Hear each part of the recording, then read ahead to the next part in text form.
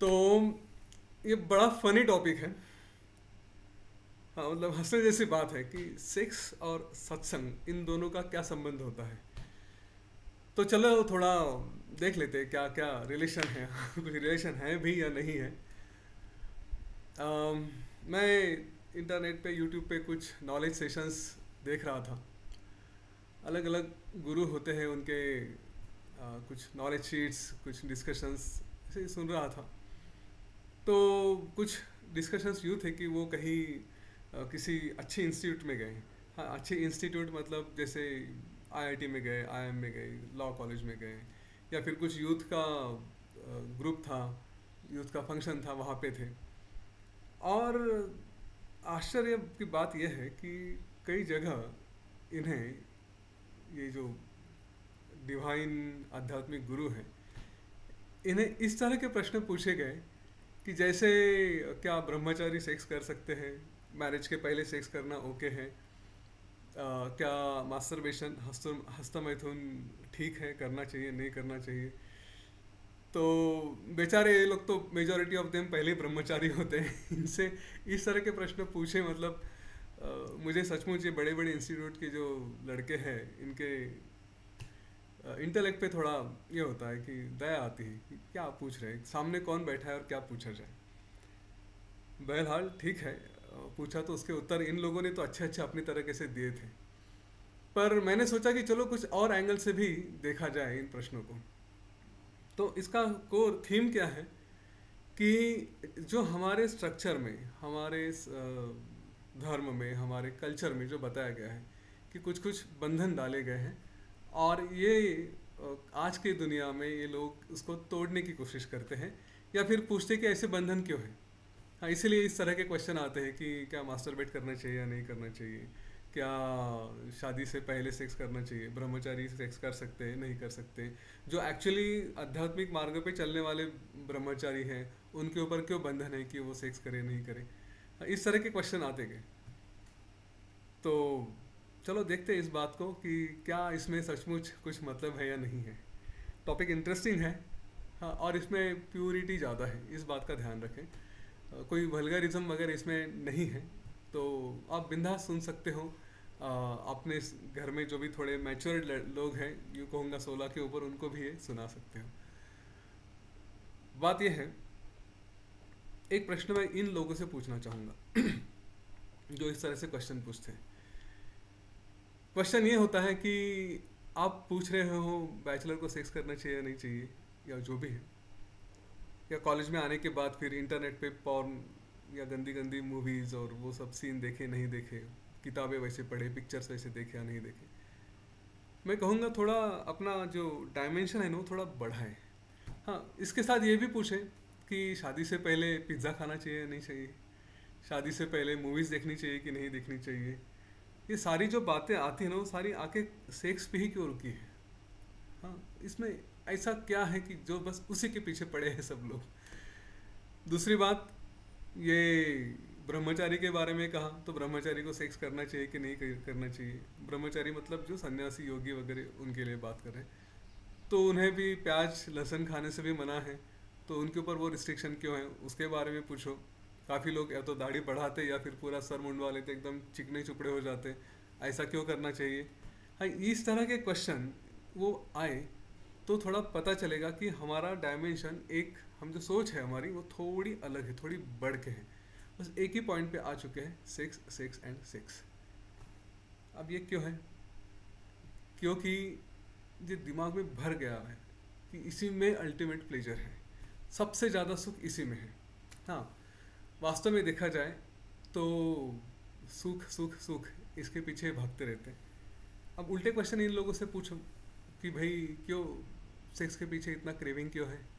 हाँ, जैसे किसी की कोई गर्लफ्रेंड है, बॉयफ्रेंड है, हाँ, इन रिलेशनशिप में है, और उनसे पूछा जाए कि यूँ समझो कि कल ही आपने सेक्स कर लिया और आज आपके पार्टनर का बर्थडे है और आपने पार्टनर को विश नहीं किया, तो क्या पार्टनर गुस्सा नहीं होगा? ज़रूर होगा। क्या वो आपको उल्टा सीधा नहीं कहेगा? ज़रूर कहेगा। अब उसने उल्टा सीधा कह दिया, गुस्सा हो गया, तो क्या आपका मूड ऑफ नहीं होगा? आप कहेंगे ना, भूल तो गया यार, हो गया ना, लेकिन वो तो झाड़ ही देगा, फिर झाड़ने के बाद अपना भी मूड खराब। रिलेशनशिप में उस दिन के लिए या उस थोड़ी समय के लिए तो स्ट्रेन आएगा ही आएगा। क्यों आना चाहिए? कुछ समय पहले ही आपने सेक्स किया है, प्लेजर लिया था, तो अभी तो मूड परमानेंटली हैप्पी हो जाना चाहिए ना। ऐसा नहीं होता। रियलिटी ये है कि जो सेक्स के पीछे इतना क्रेविंग है, उसमें ये एक इम्प्रेशन है कि इससे बहुत बड़ा सुख मिलता है। हाँ, इसीलिए जो हस्त मैथुन की बात करते हैं या सेक्स पहले, शादी के पहले, बाद में, ये सारी जो बातें करते हैं, उसके पीछे ये एक इम्प्रेशन है कि इसमें सबसे ज़्यादा सुख है। अगर सबसे ज़्यादा सुख उसमें होता तो एक बार, दो बार, 10 बार, 50 बार ये होने के बाद तो आदमी को ज़रूरत ही नहीं पड़ती, परमानेंटली हैप्पी हो जाता, खुश हो जाता। पर ऐसा नहीं होता। अगर ये बात दिमाग में आ गई तो पहले ही ये क्वेश्चन कट हो जाएंगे। देखो, as a human being, as a bachelor, as a student, आज जो भी है, हम सेक्स को इसलिए पूछ रहे हैं क्योंकि हमें लगता है वहाँ पे प्लेजर मिलेगा, हमें सुख मिलेगा। मिलता है क्या? उसका ड्यूरेशन कितना है? थोड़ा, जो भी होता है, हाँ, बस उसी में थोड़ा सुख मिलेगा, उसके बाद नहीं मिलेगा। उसके बाद come back to the real world. अगर आप आईआईटी में हैं तो आपको असाइनमेंट दी गई है, असाइनमेंट की तरफ ध्यान दो, पढ़ो, वरना फिर आपका रैंकिंग कम ज़्यादा हो जाएगा, रेटिंग कम आएगा, मार्क्स कम हो जाएंगे। ये सब होता है। तो रियल वर्ल्ड तो बहुत बड़ा है, इसका ड्यूरेशन बहुत छोटा है। अभी छोटे से ड्यूरेशन के पीछे एज अ IITian हो या IIM वाला बंदा हो या जो भी समझदार बंदा हो, इतना इंटेलेक्चुअल हो, उसको इतना तो समझ में आना चाहिए ना कि 24 घंटे में से इसका ड्यूरेशन इतना छोटा है, उसमें इतनी एनर्जी लगा के, इतना दिमाग में उसको डाल के, बाकी का जो बड़ा पोर्शन है लाइफ का, उसके तरफ अगर ध्यान नहीं दिया तो आउटपुट क्या होगा? कुछ नहीं, अच्छा नहीं होगा। कॉमन सेंस की बात है। जो सयाना आदमी है, जो पढ़ा लिखा इंटेलेक्चुअल, जो बुद्धिमान है, वो क्या करेगा? जिसमें मेजर है, जिसमें ज़्यादा से ज़्यादा हमें आउटपुट अच्छा मिल सकता है, उसके ऊपर फोकस करेगा। तो नेचुरली आप स्टूडेंट हो तो स्टूडेंट के ऊपर फोकस करिए, स्टडीज़ के ऊपर फोकस करिए, अपने लाइफ के ऊपर फोकस करिए। पर ये नहीं होता, क्योंकि अगेन वो दिमाग में इंप्रेशन डाला गया है कि भाई यहीं पे प्लेजर है। अब ये पता तो चल चुका कि एक लाइफ नहीं, कई लाइफ हमने अलग अलग जीवन लिए हैं। इंसान रहे हैं कभी, कभी तो जानवर भी रहे हैं। और इन सब लाइफ में, सारे समय में, 3 चीज़ें तो कॉमन होती हैं। एक तो है, यूँ कहा गया कि स्लीप, आदमी सोता है। दूसरा है खाता है, खाना खाता है। और तीसरा, आदमी यानी जानवर भी मैं कहूँगा कि जो भी जानवर थे वो भी खाएंगे। और तीसरा सेक्स। ये 3 चीज़ें तो हर जीव में कॉमन होती हैं। रिप्रोडक्शन के लिए सेक्स उनका होता ही होता है। तो ये तो हर जन्म में करते आ रहे हैं, चाहे हम कॉकरोच रहे हो, चाहे मनुष्य रहे हो, चाहे हाथी रहे हो, चाहे शेर रहे हो, जो भी है, ये सब करते आ रहे हैं। फिर भी प्लेजर तो रहा नहीं, क्योंकि जिस चीज़ से परमानेंट प्लेजर मिल जाता है वो फिर रुक जाता है ना। उसके बाद अभी ज़रूरत नहीं, अभी हो गया, लेकिन टेम्प्ररी होता है, फिर से उसके पीछे भागते हैं। तो क्वेश्चन पूछा जाए कि क्यों भाई इतना क्रेविंग है, इसका उत्तर आएगा, भाई उसमें तो एकदम अल्टीमेट प्लेजर है। अच्छा, अल्टीमेट प्लेजर है तो चलो हम कुछ और भी बातें देखते हैं जहाँ पे अल्टीमेट प्लेजर होता है। मैंने स्काई डाइविंग किया था, 14,000 फुट से जंप मारी थी मैंने पैराशूट लेके। हाँ, उसमें अल्टीमेट प्लेजर है था, ठीक है। ये नहीं इसका मतलब कि मैं रोज़ जाके स्काई डाइविंग करते रहूँ। चलो, खाना, हम में से काफ़ी लोगों को यूँ समझो पिज़्ज़ा पसंद है, तो पिज़्ज़ा खाते वक्त अगर अच्छा पिज़्ज़ा मिल गया ना सच में, तो हमारी रिएक्शन क्या होता है? एकदम ऐसे वाह अल्टीमेट। हाँ, इस तरह से हम बातें करते रहते हैं। तो उस मोमेंट में जो प्लेजर है हमें, वो काफ़ी अच्छा रहता है। कोई फेवरेट डिश खाने को मिल गई तो हम एकदम बस खुश हो जाते हैं, वाह क्या बात है। जो म्यूज़िक लवर्स हैं, अगर वो किसी गाने को सुनते हैं सामने बैठ के, जैसे कभी आशा जी को सुना है, आशा भोसले जी को, या फिर हमने कभी पहले क्लासिकल सिंगर्स को सुना है, तो सुनते सुनते भी हमारे मन की अवस्था कैसे होती है? वाह अल्टीमेट प्लेजर, क्या बात है। ये जो अल्टीमेट प्लेजर के जो सोर्सेस हैं ना, ये है। हाँ, ये बात को ध्यान में रखें। और वो सेम इंसान के लिए है, सेम आदमी के लिए है जो सेक्स में प्लेजर की अपेक्षा कर रहा है। उसने अलग अलग सोर्सेस ऑफ प्लेजर, अलग अलग जगह से सुख का अनुभव किया है, और उस सुख का अनुभव करीब करीब वैसे ही रहा है जैसे सेक्स का अनुभव होता है। सोचें, देखें कि क्या ये सच है या नहीं है। अब अगर ये सच है तो प्रश्न ये पूछे, आस्क दिस क्वेश्चन, कि प्लेजर कहाँ है? वो सेक्स में है या अंदर है? हाँ, ये तो एक ट्रिगर होता है, हमारे सेंसेस कुछ हमें ट्रिगर देंगे, लेकिन प्लेजर तो अंदर है। जब मैं अच्छा गाना सुनूंगा, अच्छी बातें सुनूंगा, तब भी अंदर में वही आनंद होता है, वही खुशी होती है जो हम बाकी समय एक्सपीरियंस करते हैं। वही आनंद हमें शायद, पिज़्ज़ा अगर पसंद है तो पिज़्ज़ा खाते समय आएगा, या हमें गुलाब जामुन पसंद है तो उस समय भी हमें वही आनंद आएगा जो हम बाकी टाइम पे एक्सपीरियंस करते हैं। तो ये आनंद, प्लेजर, ये ना सेंसेस में, सेंस प्लेजर में नहीं है, ये हमारे अंदर है। इस बात को दिमाग में डाल दें। अब आता है एक इंटेलिजेंट आदमी का काम, बुद्धिमान व्यक्ति का काम, वो क्या करना चाहिए उसने। देखिए, जिन जिन बातों में हम प्लेजर देख रहे हैं, चाहे वो पिज़्ज़ा है, गुलाब जाम है, स्काई डाइविंग है, हाँ, म्यूज़िक सुनना है, या सेक्स है, या कुछ और है, मास्टरबेशन है, हस्तमैथुन है, इन सारी बातों में एक समय ऐसा आएगा कि ये प्लेजर रुक जाएगा, इस तरह का सुख रुक जाएगा। क्यों रुक जाएगा? क्योंकि शायद कान ढंग से काम ना करे जिससे सुनाई ना दे, ये सेक्स के लिए बॉडी साथ ही ना दे, हमारा शरीर रिफ्यूज़ कर देगा, मना कर देगा कि भाई अब नहीं कर सकते, ठीक है, कुछ भी करो। उसके बाद हमारा खाने का एबिलिटी, डाइजेशन, डॉक्टर, हमारे रिश्तेदार बोलेंगे कि ये नहीं खा सकते, आपको डायबिटीज है, गुलाब जाम भूल जाओ, तो खाने भी नहीं देंगे। तो हमारा शरीर, हमारे सेंसेस, इंद्रियां, ये हमें लिमिट करेंगे कि हम कितना एंजॉय कर सकते हैं। एक लिमिट के बाद, एक एज के बाद, एक कंडीशन के बाद, यंग लोगों को भी डायबिटीज़ होता है, तो एक बॉडी कंडीशन यंग एज में भी ये सारी लिमिट कर सकते हैं। तो इन्वेस्ट कहाँ करें, हमारी एनर्जी कहाँ डालें? तो हमारी एनर्जी उस आनंद में डालें जो एक्सपीरियंस है, not the sources, not the pleasure. हाँ, जो इंद्रियां, जो बॉडी सेंसेस देते हैं, उसमें हमारी शक्ति डालने के बदले उस प्लेजर में डालें जो हमारे अंदर है, जो हम अनुभव करते हैं। वो अनुभव क्या होगा फिर? तो अभी उसको देखते कि व्हाट इज़ दैट एन्जॉयमेंट। जो एन्जॉयमेंट की बात करें, वो क्या है?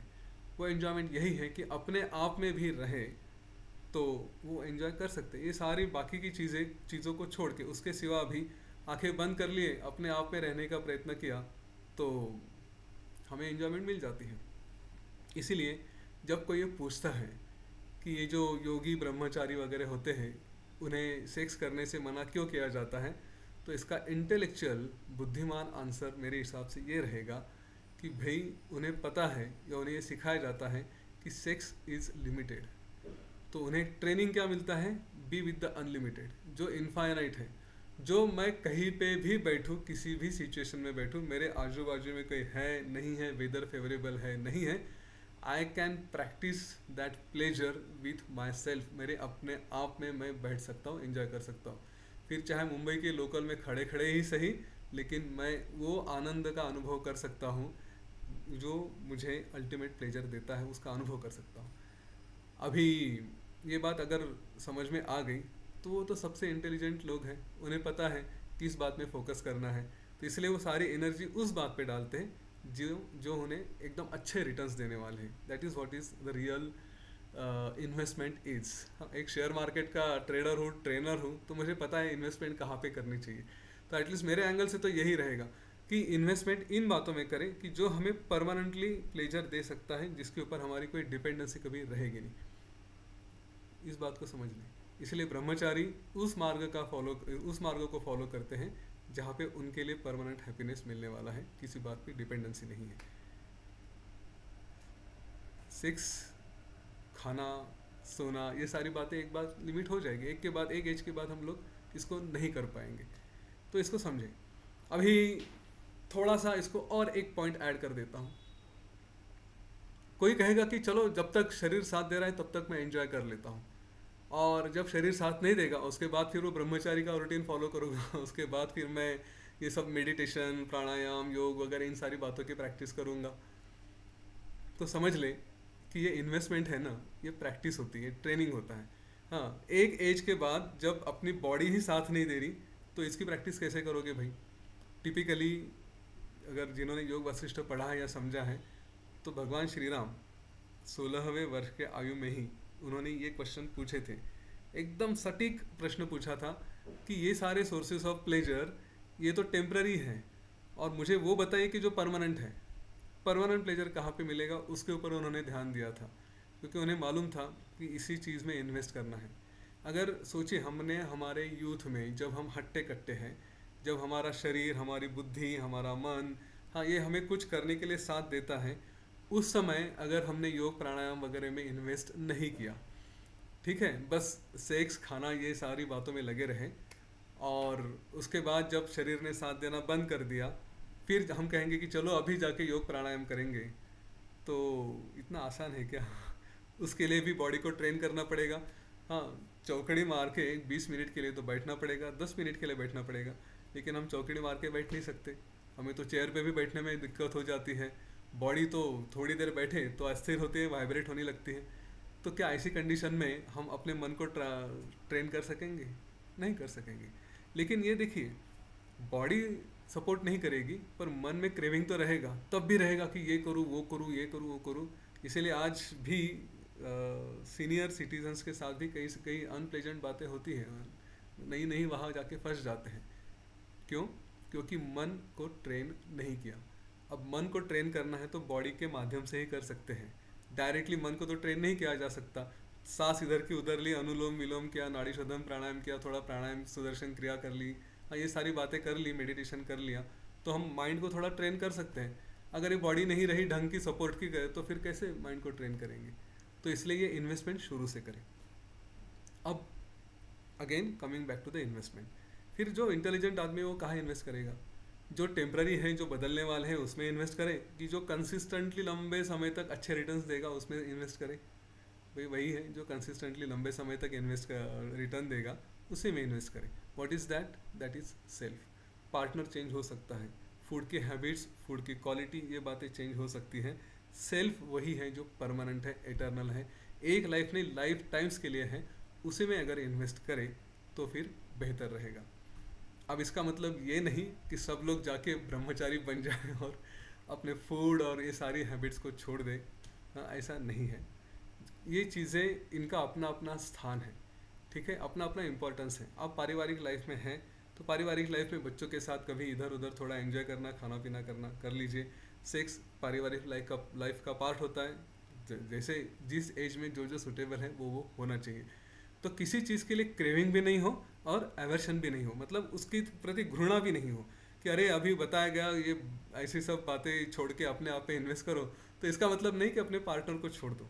हाँ, उसका एक अपना स्थान होता है, उसकी एक लिमिट रहेगी, पर उसके पीछे विदाउट क्रेविंग, आज ये नेसेसिटी है, ये ठीक है, यहाँ तक होना चाहिए, तो उसको ज़रूर अपने आप में एक रूटीन रखें, नहीं ऐसी बात नहीं है। पर साथ में ये भी दिमाग में रखें कि इसके पीछे भागने में मतलब नहीं, ये तो 24 घंटे बस उसी में पड़े रहे। इसीलिए जो भी IITians, law college students, IIM और जो भी अच्छे अच्छे इंस्टीट्यूट, इंजीनियरिंग, मेडिकल, जो भी स्टूडेंट्स हैं, अगर जो इसमें इन्वॉल्व हो रहे हैं तो उन्हें बताया जाए कि भाई आप जिस फील्ड में आए हो वो फील्ड आपको यहाँ पे किस लिए आए हो, पढ़ाई करने के लिए आए हो, ना कि ये एक्सप्लोर करने के लिए। तो इस बात का ध्यान रहे और अपने आप को फोकस करें। अब क्वेश्चन आता है सत्संग और सेक्स का क्या सवाल है, रिलेशन क्या आता है?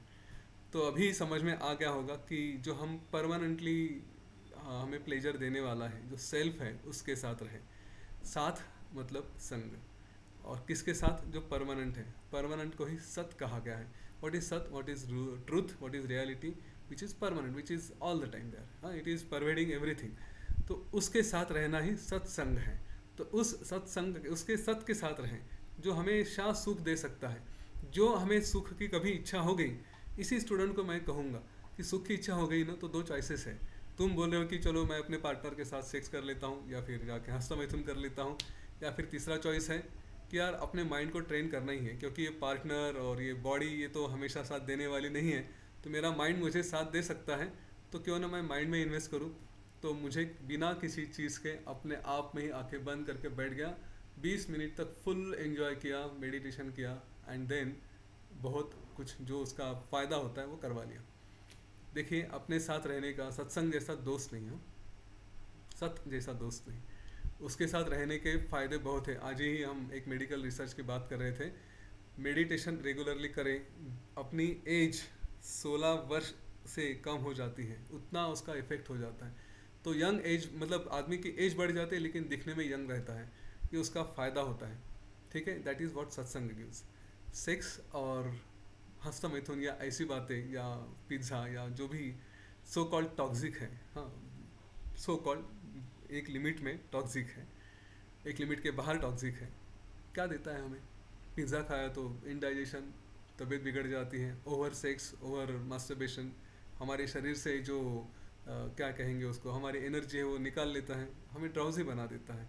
तो इसीलिए इन बातों का ध्यान रखें कि एक इंटेलिजेंट आदमी की तरह सोचे कि मुझे कहाँ इन्वेस्ट करना है। I am again focusing on investment investment investment. जब भी ऐसी सिचुएशन आए, दिमाग में कुछ हो जाए, तो ये 3 चॉइसेस है, बी विद द सेल्फ और बी विद द फ्रेंड्स और बी विद द सिचुएशन। मेरा तो चॉइस ये रहेगा कि चलो routine okay, but beyond the routine be with the self, because that is what is going to be with you. वही हमारे साथ इस जन्म में, अगले जन्म में, अगले के अगले जन्म में, कई जन्मों तक रहेगा जब तक हम हैं। तो सेक्स और सत्संग, चूज़ वाइजली, आपको क्या चूज़ करना है। Thank you so much.